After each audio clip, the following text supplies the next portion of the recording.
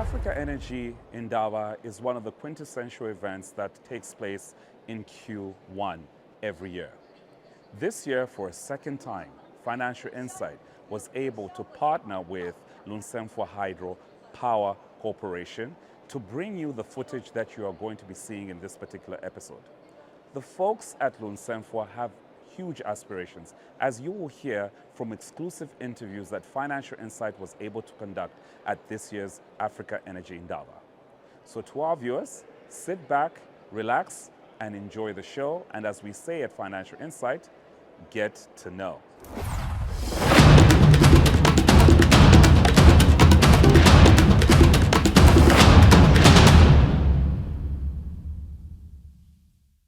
Okay, thank you very much, and welcome to Lunsemfwa Hydro Power Company stand here at the Africa Energy Indaba. Yeah, Lunsemfwa is actually exhibiting for the very first time, so this is our inaugural exhibition at this platform. And I must say that we're actually very excited to be here, and so far our experience has been fantastic. We've met very good people, excellent people who would want to do business with us. And we're just happy that we are bringing Lunsemfwa to a global platform. You know, Lunsemfwa is an independent power producer from Zambia and has been around for quite some time, over 20 years or so. We've been doing nice things, but we've been doing these things in isolation and without visibility to the rest of the world. Right. So this is one of the things that we want to break, so that we can be seen and participate at a global platform. Absolutely. We know that we do have a very huge potential in Zambia to contribute to the energy sector and resolve some of the challenges that the country is facing in terms of energy. Right now, as you may be aware, the country has been hit with a crisis in terms of the energy resource. And it's for this matter that LHPC has come in to see to it that we can see how much we can contribute to the energy poverty alleviation. So maybe just to give a brief background of why we're here. One of the things that we want to achieve at the end of this program is to be able to create synergies, linkages with financiers, investors, as well as be able to meet some of the off-takers for some of the projects that we are doing. Right. I know my colleague will be able to speak more to some of these projects that we're doing, but for now, I'll just briefly give a brief introduction about what LHPC is, right, and what we're actually doing at the moment. Absolutely. Yeah, so we are, like I said, we are an independent power producer based in Zambia, Central Province. Right now we have 2 facilities generating a total capacity of 56 megawatts. And we have got a number of customers within the country, and we are also participating in the sub markets. Okay, tell us a little bit about the type of customers that you have. Yeah, for now we have about 3 contracts on long-term power purchase agreement. 2 of them are actually running. 1 is yet to be effected. Obviously, there's some few agreements that need to be sorted out, and once that is done, then we are good to go. Okay. But we do have 2 main contracts with 2 of the biggest power utilities in the country, running for at least about 15 to 20 years. Right, right. So Yeah. you're mostly focused on the bulk supply, not individual residential type of consumer, yeah? Not really individual, but yes, on the bulk supply.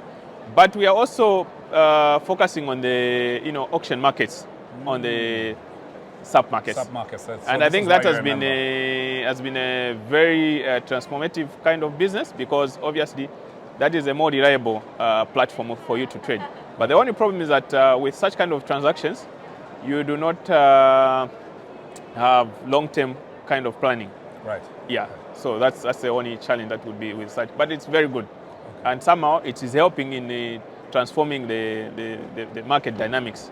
Yes. Absolutely. You may have noticed that most companies are actually trying to move away from the long-term, agreement, because it has been observed that this comes with a lot of challenges. Exactly. They become Yes. onerous over a period of time. And Yeah, dynamics do change. Do change, Especially yes. like, for example, Yeah. with this announcement by the president last week about, the hydrology situation. Exactly. That obviously now creates a very challenging position. For, Yes. in contracts, yes. Yeah, that's quite true. So, like I said, I'll just try to see if I can give a brief, introduction about our company. So, we do have 2 power plants. Okay. One is 32 megawatts, the other one is 24 megawatts. And we also do have transmission lines, which we are using to connect to the national grid. And these are the transmission lines that actually we use to evacuate power to the region. Right. Yeah, through obviously the ZESCO network and the South African power, the Southern African Power Pool. Okay. Yeah. So other than that, we also have water rights to some of the sites amounting to about 300 megawatts. Right. So we still have this huge potential that we are yet to utilize. We are currently doing a number of studies over these sites. Okay. Yeah, but one of the projects that is actually underway is a 20 megawatt solar plant at Lunsemfwa, and we are hoping that we can actually commission this project towards the end of this year, and if not, maybe Q1 of 2025. Oh, fantastic. Yeah.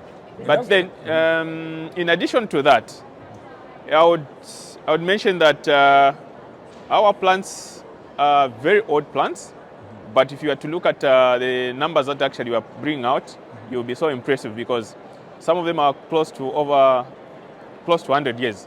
Right. But over the years, we've done quite a lot of rehabilitations to ensure that these plants remain reliable and are able to perform to the best of the efficiencies. Right. So that's what we are doing. So among the projects that we are doing, there's what we are calling the optimization project. Right. And under this optimization project, the purpose is to ensure that we bring these units to the best of their efficiencies. Correct. Yeah. So we've to get more life out of it, yes. and also more output. Absolutely. Yeah. So as you go around the stand, you notice that there are a number of projects that I refer to as enabling projects. These enabling projects are actually enabling the picking process, because now we are doing a lot more participation on the Southern African Power Pool auction markets. And you will notice that during the peak periods, like in the evening, when the demand is very high, the cost of power goes up. Yeah, right, so that has provided some, kind of business opportunity that has actually helped to, bring more life to actually our financial health of the institution. Absolutely. Then the other thing that we are doing is that, other than that, the way the arrangement, the way our plants are arranged is such that you have the dam located at a distance to where the generation stations are. Right. And in between this, you do not have sufficient storage for the water. So you might find that when you have heavy rains, some of the water tends to go to waste. So we have come up with a project that is going to capture that kind of water that is collected in this, to be able to contribute to the energy output for the plants. Okay. And this will add in, I think we're talking about almost about 5 gigawatt hours of power. Wow. And that Impressive.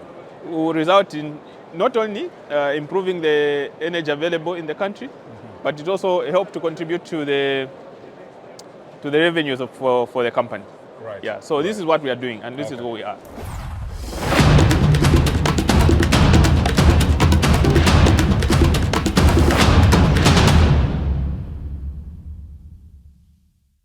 We're currently at the Lunsemfwa Hydro Power Station stand, where they are exhibitors at the 2024 Energy Indaba, happening right now in Cape Town. And with me is obviously a gentleman from Lunsemfwa Hydro, Mr.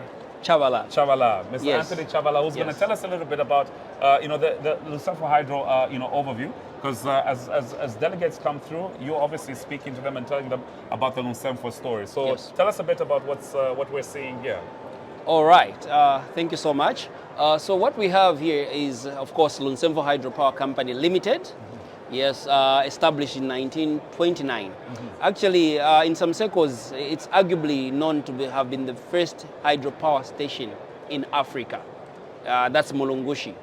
So what we are seeing here are the catchments, the basins where Lunsemfwa Hydro Power Company drains its water to our reservoirs, where we have the Meter Hills. For the Lunsemfwa River, we have the Meter Hills Reservoir, Right. which is about 628 million cubics of water.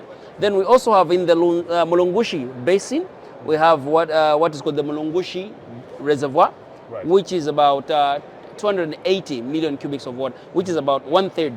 It's smaller than this one, but this particular station produces more. It generates more, 32 megawatts. Okay. This one is at 24 megawatts.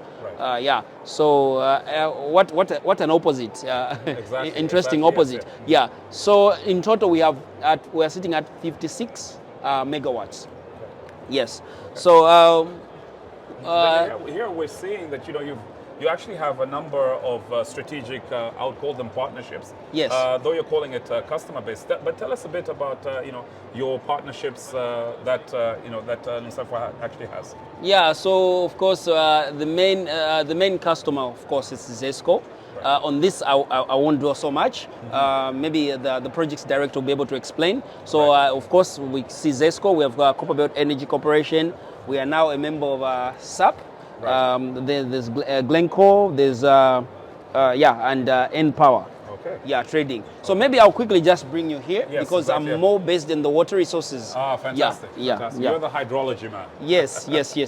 So what we have here is probably now we are going into the business environment and its challenges. Right. Yeah. So we've had, of course, several challenges. Of course, climate change Correct, is yeah. something which now everyone is talking about. Yeah. So, but not only climate change, but we also have other, of course, anthropogenic activities, such as, of course, the farming and everything. Yeah. But there are ways in which we are trying to, of course, adapt. Because to every challenge, it poses an adaptation method. You need to adapt when certain challenges do come in. Right. So this is just a comparison of the images we have. This is in the Lunsemfwa Basin. Okay. You can see the green points there. That's the farming activities as of 1999. Wow. But when we look at that, that's the farming activity mapped from satellite images. Okay. Yes, mapped, digitized from satellite images. So we see that there's an increase. There's been an increase of. So this poses, of course, a challenge on hydropower. Exactly. In Yes, terms of the yes, resource. yes. Because it In looks terms like of the there's a lot of resource. stress on the various tributaries that are contributing. Yeah. So that's the challenge we are into. But of course, as when the project director comes, he'll be able to explain things on how we are trying to adapt in terms of bringing in the solar projects, of course, and also adjustments on the automation in terms of our operation, as well as infrastructure, the dam. Raising of the wall and everything like that. So that's about, in general, water resources, Lunsemfwa Hydro Power Company.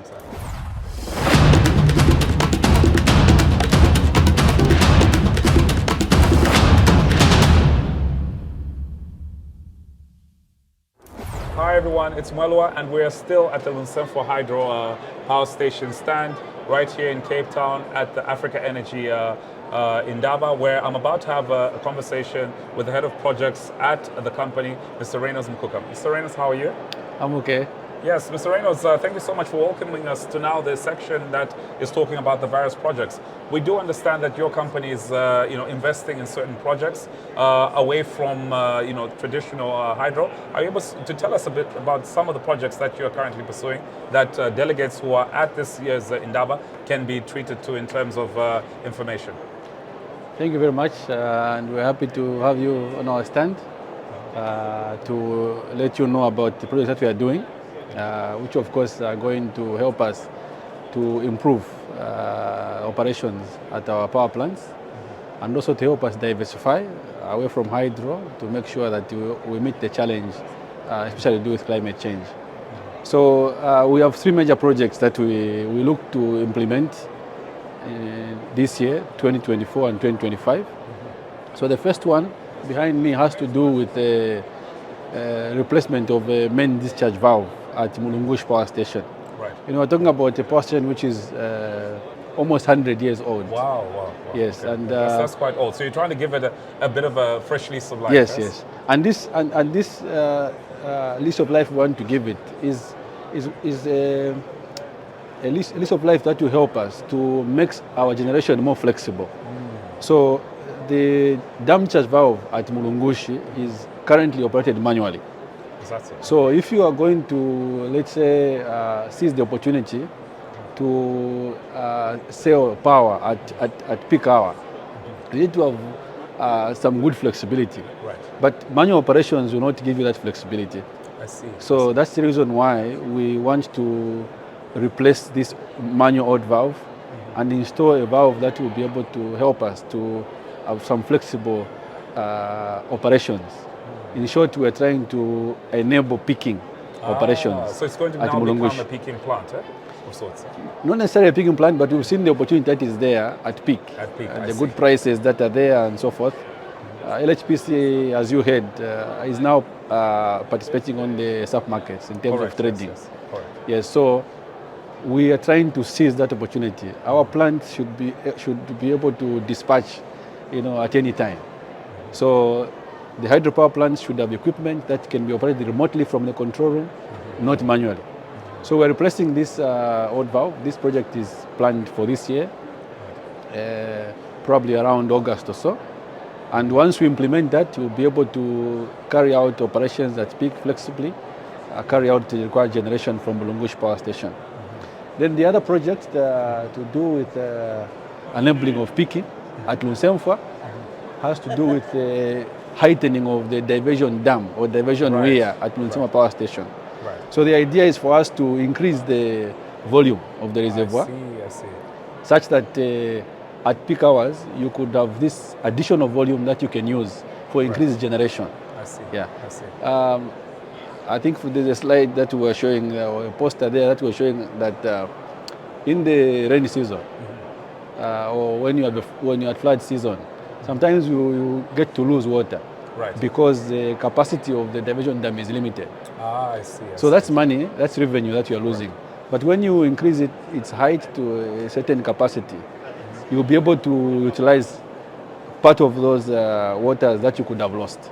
I see. And therefore, the heightening of the dam will give us increased volume, and we'll be able to trade appropriately during peak hours. So we are trying to enable peaking generation at both Mulungushi and Lunsemfwa Power Stations. So there are two projects. Absolutely. Yeah. Now, Mr. Reynolds, thank you so much for talking to us. So there you have it. You've heard for yourself from the team from Lunsemfwa Hydro, who are currently at the Africa Energy Indaba, right here in Cape Town. This has been Mwelo Chibesakunda for Financial Insight and Get to Know.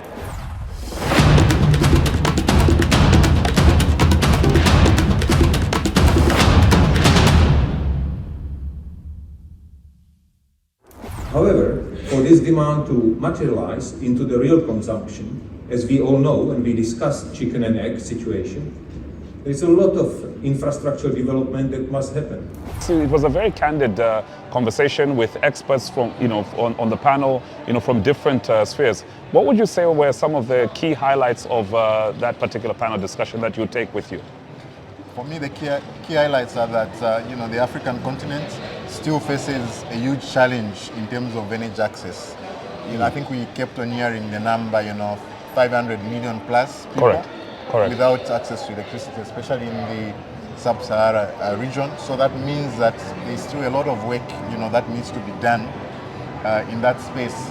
But also, I think what struck me is that there is need for regional collaboration, because we are seeing all these, in as much as there is a challenge with energy access, but there could be opportunities that happen in other countries which others could benefit from, and through cooperation such as interconnecting countries and all those kind of solutions, some of these problems could be solved. And we see that climate change is becoming an issue, the effects of climate change in the region. We have a lot of countries right now who are affected, through droughts, which means they will not be able to generate as much electricity as they've been. But if other resources we saw, you know, like gas. I think there was a lot about gas to power. And if that is done, then I think you could avoid some of these problems that come from climate change.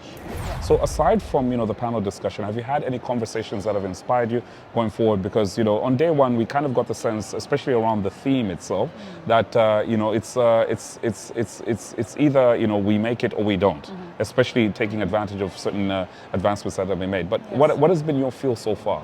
Yes, I've had fantastic conversations outside just the plenary sessions. Actually, in the exhibition space, we have GWEC have a booth, but next to us is the University of Kassel in Germany, and they have the first online wind energy diploma.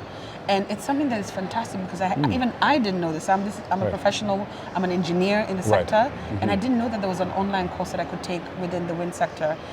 One of the things that came out from it is they're partnering with a charity that is taking orphaned kids and helping them do the diploma. So they give them a stipend every month to be able to cater for their basic needs. It's about 300 euros, but it's significant for them to not have to worry about going out to look for work. And that means they can use their time to really focus on the course, doing the homework, doing the studies, and learning about wind energy. And these kids will come out into the working environment, and they'll be well equipped with an international degree, but they'll also have the experience of being in the local markets that we work in. And so these are going to be our real assets in terms of the energy transition and transitioning to these new technologies, because they will be way advanced than anybody else coming out of our traditional universities. So I think that was one interaction I had with that university. I'm now looking to find a way to collaborate with them. So anybody who's looking to fund us, we welcome that. Absolutely. You heard it yourselves, yes. Yes, absolutely. And we're really looking forward to hopefully more engagement of such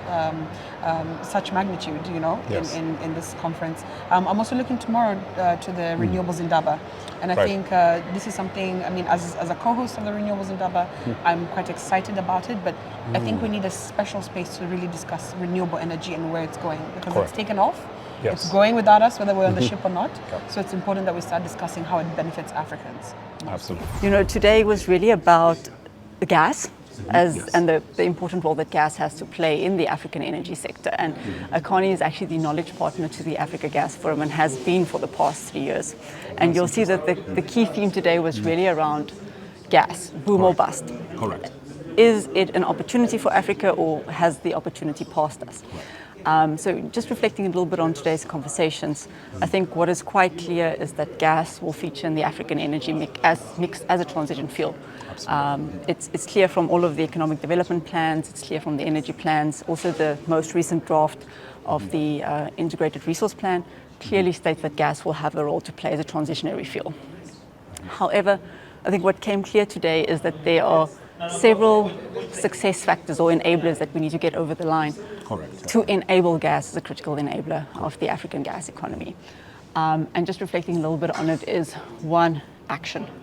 We have been having similar conversations in the past few years around how do we benefit from the vast resources of Africa, how do we drive domestic allocation, how do we drive partnerships, and as much as we've had good conversations, it's around what is the mechanisms and the legislation that enables that. So something that of course came up is the upstream resource development bill, especially in the SADC region or South Africa region, how that enables gas. But it went broader around collaboration. It's not just about legislation to force collaboration, but how do we also better collaborate, private sector, public sector, especially on the topic of infrastructure. We know that it has historically been one of the biggest challenges in our gas market. In fact, that was like one of the things that the closing speaker actually mentioned, that the lack of their participation does present a bit of a challenge. But I'd like to imagine that you guys have had extensive experience in stakeholder engagement. How do you see the way forward being in terms of navigating this gap that is potentially there? I think actually one of the panelists mentioned that, and that's about all sitting around the same table. Conversations happen in isolation. Governments having really great conversation. The industrial gas users of South Africa with the looming crisis is having really great conversations.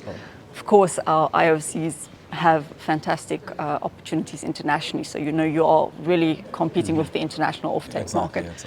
But it's about how do we all come together and understand what are those local priorities that needs to be really invested in and driven together with the IOCs, because yes, the IOCs come and they bring investment into our countries, but they must also understand that the economies need to benefit from these investments. So how do we reinvest in the growth of the local economies? How do we make sure that, yes, they take the gas, but there is beneficiation to the local landscape at a regional level. So yeah, it's about bringing everyone to the same table. Absolutely, absolutely. Anyway, we're super excited. We're hoping that we'll engage with you.